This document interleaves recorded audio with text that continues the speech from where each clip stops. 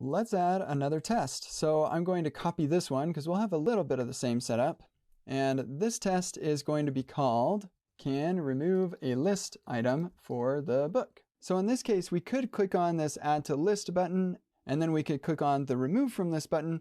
But frankly, that would just be over testing this add to list button, and we're not really getting a whole lot of confidence out of doing that.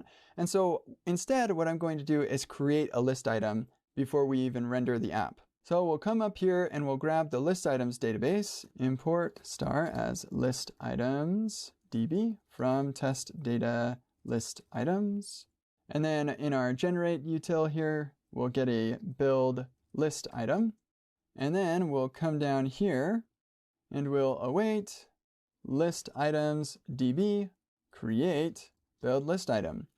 Now, if we build a list item and we don't provide a book, then that list item won't be associated to a book. So let's provide the book, and we can dive into this generate function, and we'll see that it'll take that book and use that book's ID for its book ID. Otherwise, it'll just use a fake random ID. And we also need to have an owner from which we can derive the owner ID. And if we don't provide one, then a random one will be assigned for us as well. And that's going to be a problem because for us, we actually don't create the user. Our render function creates that user for us. Except if you recall, we made it so that you can provide your own user and then we won't log in as a different one. And so that's what we need to do is log in as our own user so we can create a list item that's associated to that user.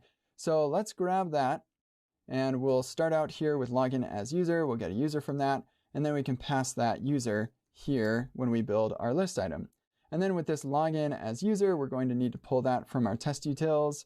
And there we go. Now we have our own user, our own book, and we've been able to create our own list item that's associated to that book. And then we'll want to render the app with the route and the user specified. And now this should actually fail because there should not be an add to list button. And it does fail except for the wrong reason. So we need to provide owner as the user rather than simply user. So now it should fail, but for the reason we expected it to. And yep, right here, it's saying it's unable to find add to list. And instead, it can find remove from list. So let's look for that one. Remove from list. And now this is going to be our remove from list button.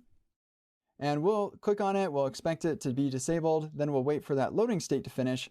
And then we can make a couple of simple assertions right here. We can assert that the add to list button now appears because it's been removed, so it can now be added. And then we'll simply assert that remove from list with a query by role, not to be in the document here. And all the rest of this stuff, we pretty much get confidence in that from the other tests, so I'll just remove those. And this should hopefully pass for us, which it does indeed. So let's review. First, we create our own user, our book, and a list item. And we needed to create our own user and our own book so that we could build a list item that's associated to that user and that book. And with that, we render to the route based on that book's ID, as well as the user that we are currently logged in with so that we don't log in as a different user. And then we find the remove from list button. We click on that, verify it's disabled. We wait for the loading state to go away, and then we verify that add to list is now in the document and the remove from list button that we clicked on is no longer in the document.